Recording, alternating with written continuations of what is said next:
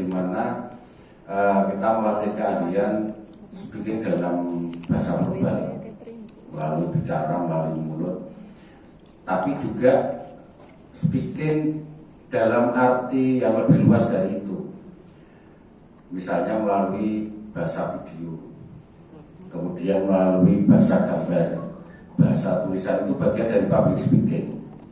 Jadi sekarang kalau kita jualan yang ngapunten seperti iklan yang ngapunten ya jam dalam di waktu-waktu yang lalu dengan mengandalkan provokasi make sederhana, atau yang sedang tren saat ini misalnya public speakingnya tahu bulan. Meskipun secara sederhana ini perlu kita pelajari. Bapak Ibu, ada yang tidak hafal jargon tahu bulan? Hafal. Ini penting. Jadi ini bagian dari public speaking. Meskipun tahu bulan itu jangkauannya ya hanya di kanan kiri jalan yang dilewati. Tapi karena ini sangat masif, hampir di setiap gang, di setiap rumah, mungkin 99% Bapak Ibu yang rawuh di sini apal sampai. Padahal ya tidak pernah beli. Tapi paling tidak apal. Atau sekarang kan banyak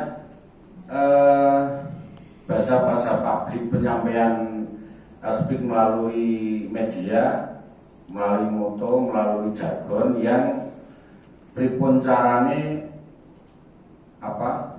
ini tertanam dulu di masyarakat. Nanti secara teknis mungkin akan disampaikan lebih lanjut dan lebih detail. Ini kalau saya sebut merek boleh nggak ya? Misal kalau kita mendengar tidak semua air itu aqua, langsung kita bayangannya ke kebun mineral. Kita ke botol kemasan.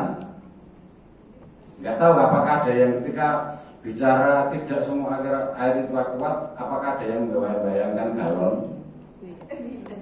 Tidak. Rata-rata memang yang 600-an ini kan soal public speaking gitu. Bagaimana apa yang kita sampaikan itu sederhana, singkat, dan mudah diingat.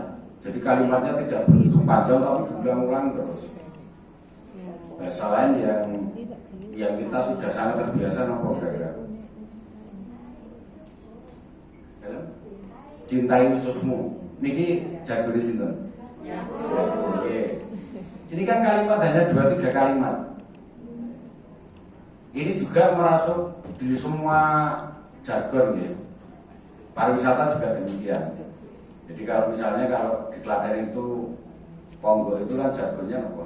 Ada yang apa? Ponggo apa ya? Berwisata ke Ponggo. Hanya kata-kata ke Ponggo aja. Jadi, maka orang ketika mendengar ke Ponggo aja itu langsung berpikirnya adalah air. Lah monggo kalau nanti Bapak Ibu bergeraknya di bidang peyek misalnya, kira-kira jargon sing orang ketika mendengar kalimat 1-2 kata ini langsung mikirnya cendol atau mikirnya bayem gitu, apa ya? Apa tuh? Renyah gurih. Kalau kata renyah gurih itu mungkin kurang spesifik ke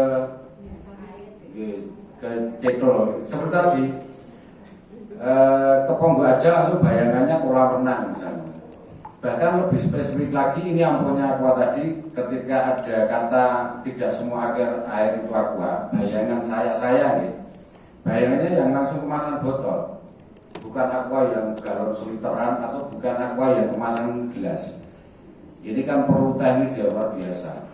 Dan saya ngobrol langsung dengan salah satu CEO-nya aqua, memang hanya menelurkan 4 kata ini mereka membayar ratusan juta. Ya mungkin kita tidak perlu sampai segitu ya. Dari sopo buka payah yang BRI. Oke, yang ingin kami tekankan adalah bahasa public speaking itu yang pertama sebelum nanti secara teknis dilakukan atau diperdalam oleh yang lebih ahli adalah kita mulai berpikir jargon, walaupun saya yakin Bapak Ibu sudah ada. Tapi kalau itu kita cantumkan di kemasan kita, maka orang langsung mengarah ke kalimat tersebut ke produk kita. Itu yang pertama. Yang kedua adalah sekarang banyak lembaga bahkan pemerintahan itu kalau diperlukan itu meng-hire, menggandeng, mengajak tim khusus yang memang untuk public speaking. Ini kan kaitannya dengan peningkatan gampangannya tembung laris lah. Jadi hal-hal yang menarik, bukan hanya menarik tapi mudah diingat dan bersifat memprovokasi.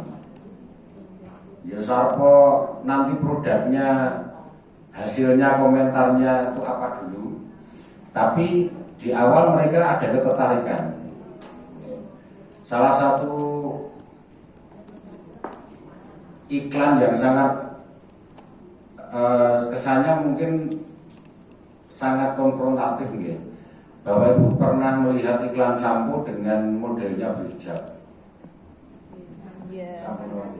Nah, ini kan hal-hal yang mungkin iklan ke rambut,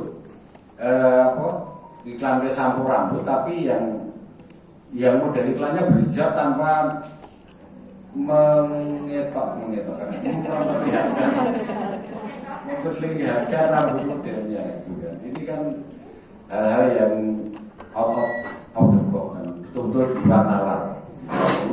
Bahasa saya ini. Lah moga hal-hal sederhana kayak gitu, kayak tadi, yang paling singkat ya tadi tahu bulat itu bagaimana merasuk, karena itu diulang-ulang. Bayangkan dalam ketika tahu bulat itu lewat di depan rumah kita, berapa kalimat itu terulang. Padahal itu sampai jarak kurang lebih 10 km masih terdengar itu. Jadi itu yang pertama. Yang kedua, mulai berpikir bahwa promosi, peningkatan kualitas dan kuantitas jualan itu dua hal yang tidak bisa dipisahkan. Apalagi dunia digital sekarang seleksinya sangat ketat ya. Beberapa saya yakin ada pelaku di media-media online yang sudah berani mengiklankan di TikTok atau di Shopee misalnya.